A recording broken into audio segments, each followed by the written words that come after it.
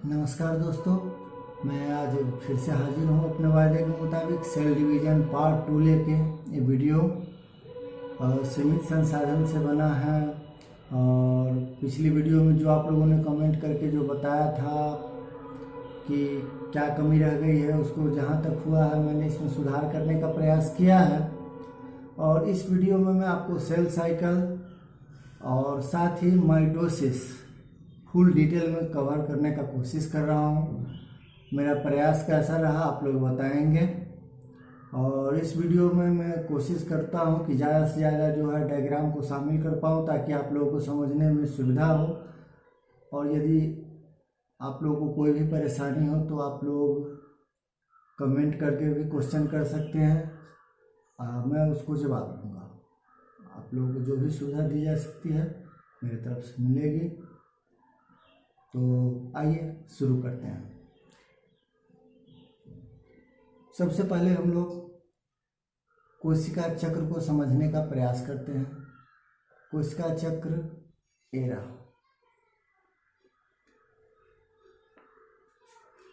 यहाँ देखिए, ध्यान दीजिएगा। कोशिका चक्र कोशिका निर्माण से लेकर उसके विभाजन तथा संतति कोशिकाओं के बनने तक के जो भी घटनाएं हैं उनका जो है एक क्रमिक चक्र है। और इसका जो है विस्तृत वर्णन होवार्ड एवं पेले के द्वारा 1953 में डिटेल से किया गया था। इसमें मुख्य रूप से 4 चरण होते हैं: कोशिका वृद्धि, सेल ग्रोथ, डीएनए स्वप्रतिकरण यानी रिप्लिकेशन ऑफ डीएनए, थर्ड द्विगुणित गुणसूत्रों का संतति कोशिकाओं में समान वितरण और कोशिका विभाजन। अगर देखते हैं हम लोग तो कोशिका चक्र में जो है मेन 3 बेसिस इसके जो पार्ट हैं वो हैं इंटरफेज, माइटोसिस और कोशिका द्रव विभाजन यानी साइटोकाइनेसिस।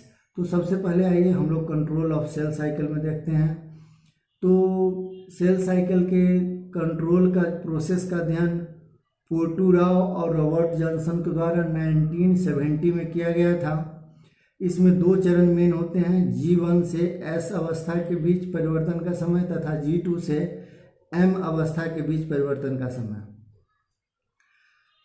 इसमें डीएनए के स्व प्रतिकरण और कोशिका को समसूत्री और अर्धसूत्री विभाजन के लिए प्रेरित करने वाले जो मुख्य इसमें कारक होते हैं वो प्रोटीन काइनेज, कैटालिटिक सब यूनिट और साइक्लिन डिपेंडेंट काइनेज ए इत्यादि होते हैं। तो चलिए इन बातों को हटाते हुए हम लोग अपना फोकस अभी इंटरफेज पे करते हैं। इंटरफेज पे हम लोग ध्यान दें।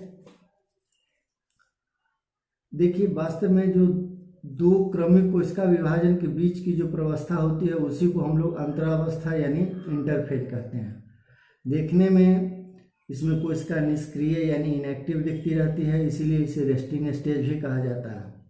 इसमें मुख्य रूप से 3 प्रोसेस कोशिकीय घटक जैसे ईआर, क्लोरोप्लास्ट, माइटोकॉन्ड्रिया, इस सब का जो है फॉर्मेशन होता है और डीएनए रिप्लिकेशन होता है और हिस्टोन प्रोटीन का फॉर्मेशन होता है। इसके अलावा इसमें स्ट्रक्चरल और फंक्शनल प्रोटीन और वैसे यौगिक जिनमें कि एनर्जी ज़्यादा हो उसका संश्लेषण होता है।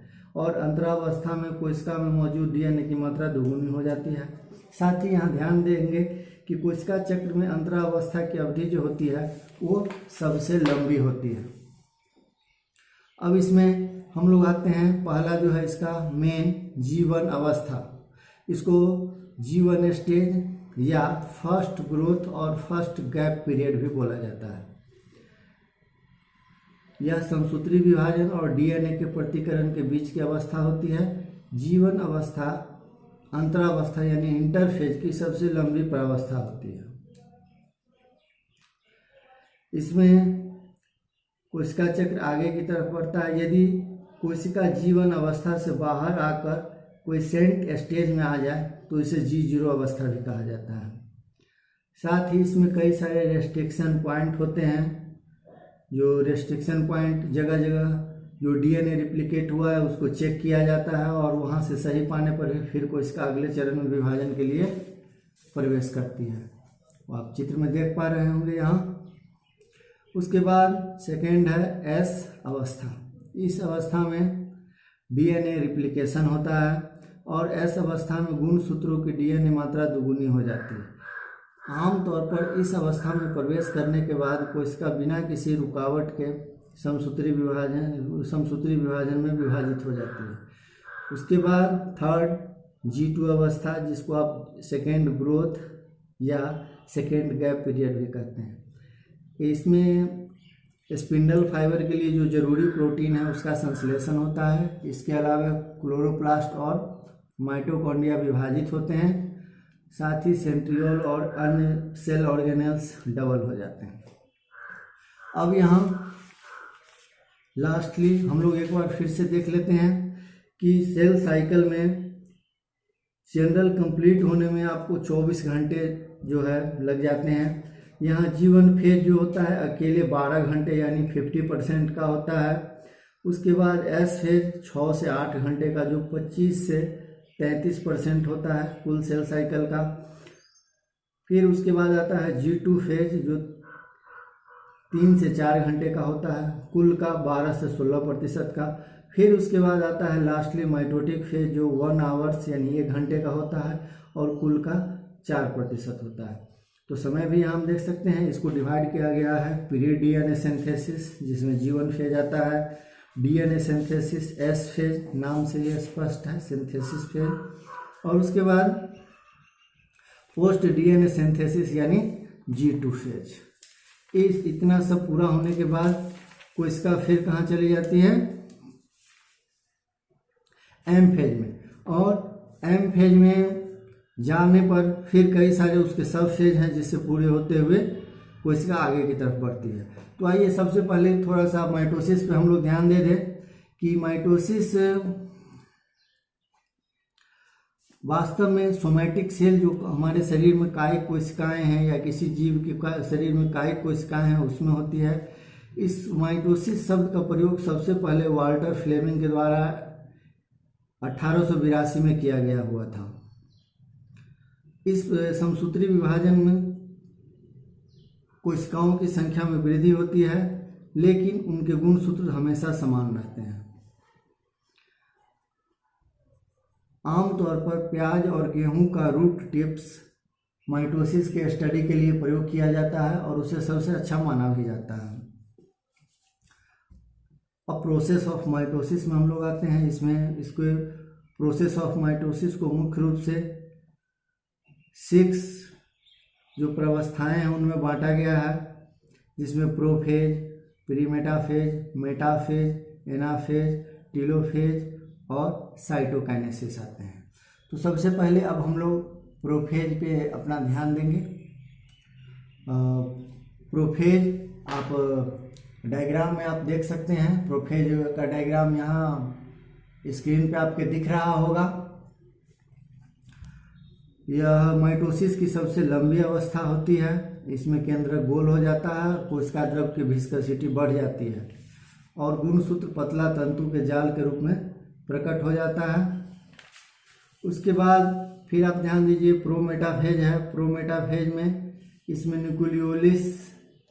न्यूक्लियोलस का विघटन हो जाता है और गुणसूत्र स्पिंडल फाइबर के द्वारा सेंट्रोमियर से जुड़ जाते हैं।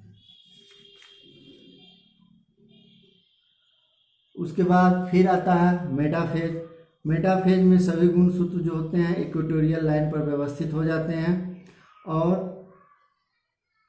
वे इस हिसाब से सज जाते हैं कि उनका सेंट्रोमियर जो है बीच की रेखा पर व्यवस्थित हो जाता है। आमतौर पर मध्यावस्था बहुत छोटी होती है, यह पूर्वावस्था से छोटी होती है और पश्चावस्था से बड़ी होती है, यानी एनाफेज से बड़ी होती है। अब चौथा जो है एनाफेज। एनाफेज में सेंट्रोमियर मेनली इसमें 2 भाग में बढ़ता है। प्रत्येक गुणसूत्र 2 समजात क्रोमेटिड्स, होमोलोगस क्रोमेटिड्स जो भी हो अलग हो जाते हैं और इसे माइग्रेटरी स्टेज भी बोला जाता है। इसमें गुणसूत्र का आकार कैपिटल U, V अथवा J के जैसा दिखाई देता है। गुणसूत्र के पोल पे चले जाने के बाद तर्कु तंतु इनविजिबल हो जाते हैं। और साथ ही एनाफेज, इम्पोर्टेंट पॉइंट है, एनाफेज माइटोटिक साइकिल का सबसे स्मॉलेस्ट सबफेज है। उसके बाद पांचवा टीलोफेज। टीलोफेज को रिकंस्ट्रक्शन अथवा रीऑर्गेनाइजेशन फेज भी कहा जाता है। इसमें गुणसूत्र अकुंडित होकर पतला और लंबा हो जाता है और लास्टली अगेन क्रोमेटिन नेटवर्क का निर्माण होता है। इसमें सेंट्रियोल विलुप्त हो जाता है और न्यूक्लियस में न्यूक्लियोलस फिर से दोबारा दिखने लगता है। फिर छठा चरण है कोशिका द्रव्य विभाजन अथवा साइटोकाइनेसिस। तो साइटोकाइनेसिस ऑलवेज कार्डियोकाइनेसिस के बाद होता है और इसमें इसका जो मुख्य जो चरण है वो दो प्रकार से होता है। एक है सेल फ्यूरो मेथड, कोशिका खांच विधि। यह मुख्य रूप से जंतु कोशिका में होता है। इसमें कोशिका के दोनों किनारों पर धीरे धीरे खांच का निर्माण होता है जो गहरी होती होती अंततः कोशिका को दो संतति कोशिकाओं में बांट देती है। दूसरा है कोशिका पट्ट का बनना। आप देख सकते हैं यहाँ स्क्रीन पे कोशिका पट्ट का बनना। ये मुख्य रूप से पादप कोशिकाओं में इसका उपयोग होता है।